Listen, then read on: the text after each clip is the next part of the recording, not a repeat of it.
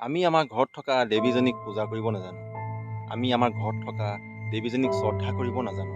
কিন্তু আমি পূজাস্থলীত অৰ্থাৎ পূজা মণ্ডপত গৈ আমি অষ্টাংগ হৈ পৰি আমি দেৱীক শতকোটি প্ৰণাম জনাই আমি বৰদান খোজোঁ, হে দেৱী মা মোক বৰদান দিয়া, যাতে মোৰ জীৱনত অজস্ৰ টকা পইচা হওক, ধন সম্পত্তি হওক। হে দেৱী মা মোক আশীৰ্বাদ কৰা, যাতে মোৰ জীৱনটো সুখে শান্তিয়ে পাৰ কৰক। চাওকচোন, আমাৰ এই সভ্য সমাজখনৰ একাংশ সভ্য লোকৰ কি আচৰণ, কি অদ্ভুত বিচাৰধাৰা। ঘৰত থকা 30জনীক মাৰপিট কৰি যাব, কিন্তু পূজাস্থলীত গৈ ক'ব, হে দুৰ্গা মা, হে দেৱী মা, মোক আপুনি বৰদান দিয়ক। চিন্তা কৰকচোন এবাৰ, কি আচৰিত ধৰণৰ আমাৰ সমাজখন। আজি কেইবাদিনৰ আগতে বিহাৰত এজনী 13 বছৰীয়া ছোৱালীজনী গেংৰেপ হ'ল। হোৱাৰ পিছত ছোৱালীজনী লুতুৰি পুতুৰি হৈ আপোনাৰ গাঁৱত আহি তেওঁ নিজৰ জীৱনৰ ভিক্ষা মাগিছে, মোক বচোৱা বুলি। কিন্তু কোনো এজন ব্যক্তি সেইখিনি সময়ত আগবাঢ়ি যোৱা নাছিল, কাৰণ আগবাঢ়ি গ'লে কিজানি তেওঁলোকে আৰু পুলিচৰ মেৰ পাছতে পৰে। তেন্তে চিন্তা কৰকচোন আপোনালোকে, সেইখিনি সময়ত আমাৰ বৰ্তমান পূজা মণ্ডপত গৈ পেলাই সেই আশীৰ্বাদ বিচৰা মানুহকেইজন ক'ত গৈছিল বাৰু? বৰ্তমান আমি যিয়ে এতিয়া দেৱী, আমি দুৰ্গা পূজাৰ কাৰণে আমি লাখ লাখ টকা খৰচ কৰি আমি দেৱীক পূজা কৰিছোঁ, অৰ্চনা কৰিছোঁ। ভাল কথা, কৰিব লাগে। কিন্তু বাস্তৱ জীৱনৰ আমি দেৱীসকলক সন্মান কৰিব কিয় নাজানো? আজি যদি আমি চাবলৈ যাওঁ, আমাৰ NCRB ৰিপৰ্ট মতে আমাৰ ভাৰতত দিনে 88জনী মহিলা ধৰ্ষণৰ বলি হয়। আমি ধৰ্ষণ যে হয়, ধৰ্ষণ কোনে কৰে? আমিয়েতো কৰোঁ ধৰ্ষণ। যিসকলে আমি পূজা কৰোঁগৈ, আমি দেৱীৰ ওচৰত গৈ পেলাই আমি আশীৰ্বাদ কৰোঁ, আশীৰ্বাদ বিচাৰোঁ আমি দেৱীক গৈ পেলাই, সেই আশীৰ্বাদ দিয়ক দেৱী মা। আমি সেই ব্যক্তিসকলেই গৈ আকৌ সেই দেৱীজনীকে আমি গৈ পেলাই আৰু ধৰ্ষণ কৰোঁ। কি আচৰিত ধৰণৰ, নহয়নে বাৰু? পূজা কৰক, পূজা কৰা মানা কৰা নাই মই। দেৱী দুৰ্গা পূজা কৰক, লক্ষী পূজা কৰক, সকলো পূজা কৰিব লাগে। এইটো আমাৰ হিন্দু ধৰ্মৰ এটা পৰম্পৰা হয়, যিটো হাজাৰ হাজাৰ বছৰৰ পৰা চলি আহিছে। কিন্তু সেই বুলি আমি আমাৰ জীৱিত থকা দেৱীজনীক, যি আমাৰ ওচৰত জীৱিত হৈ আছে, সেই দেৱীজনীক আমি কিয় শ্ৰদ্ধা কৰিব নিশিকোঁ? আমি সেই দেৱীজনীক কিয় আমি ঘৃণনীয় চকুৰে চাওঁ? আজি যদি আপোনালোকক ক'বলৈ যাওঁ, অসমত প্ৰতিদিনে প্ৰায় এটা ৰিপৰ্ট মতে অসমত 2016 চনৰ পৰা 2023 চনৰ ভিতৰত অসমত টোটেল ৰেপ কেছ হৈছে 12,726টা। চিন্তা কৰক, 2016 পৰা 2023 চনলৈকে অসমতে বৰ্তমান ৰেপ কেছ হৈছে 12,726টা ৰেপ কেছ হৈছে।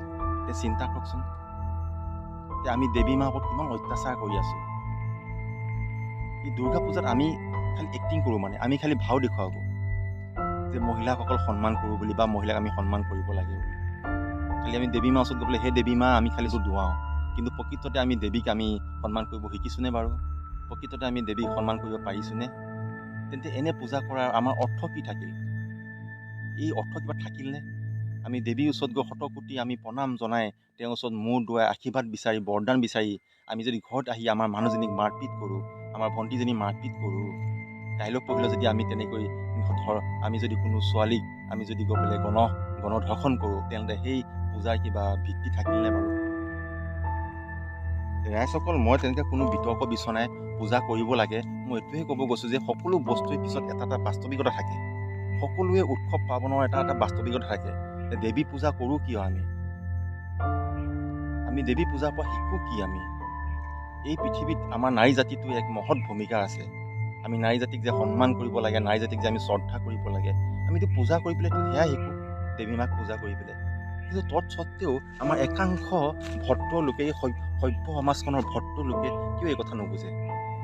আজিও এই মহিলাসকল ইমান লাঞ্ছিত কিয়?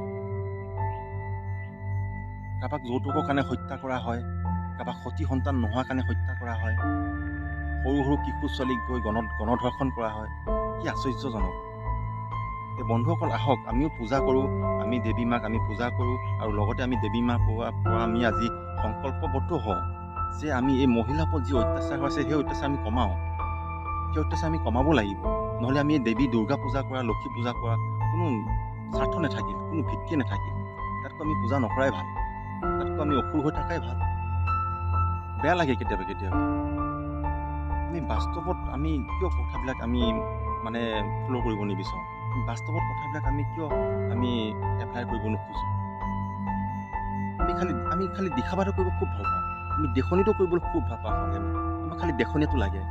তেওঁ গৈছে, বা তেওঁ বহুত শ্ৰদ্ধা দেই, বা পূজা কৰিব গৈছে তেওঁ বা তেওঁ অষ্টাংগ হৈ পৰিছে তেওঁ বহুত পূজাৰ কিবা কিবি কৰিছে তেওঁ পূজাৰ কাৰণে তেওঁ কিন্তু ভক্তি আছে বহুত প্ৰকৃততে তেওঁ আহি ৰাতি কি কৰিছে মদ পানী খাই তেওঁ ঘৰত তেওঁ ৱাইফক তেওঁ পৰিবাৰক তেওঁ ভাই ভনীক চবকে মাৰপিট কৰিছে তাৰ মিনিংটো কি থাকিল মানে আমি দেখুৱাবলৈ খুব ভাল পাওঁ আমি দেখনিটো খুব ভাল পাওঁ কিন্তু প্ৰকৃত বাস্তৱত আমি সেইটো কৰিব নোখোজোঁ গতিকে আমি সকলোৱে আমি নতুন চামে আমি এইবিলাক বুজিব লাগিব আমি বুজি উঠিব লাগিব আমি বেলেগকো আমি অনুপ্ৰেৰণা আমি তেওঁলোকৰ দৃষ্টিভংগী আমি সলনি কৰিব লাগিব সলনি কৰি আমি যি নাৰী জাতি আছে নাৰী জাতিক আমি সন্মান কৰিব লাগিব নাৰী জাতিক আমি ৰক্ষা কৰিব লাগিব তেতিয়াহে আমাৰ এই দুৰ্গা পূজা লক্ষী পূজা কৰাবোৰ আমাৰ সফল হ'ব তেনে ধন্যবাদ নমস্কাৰ আজি ইমানে আছিল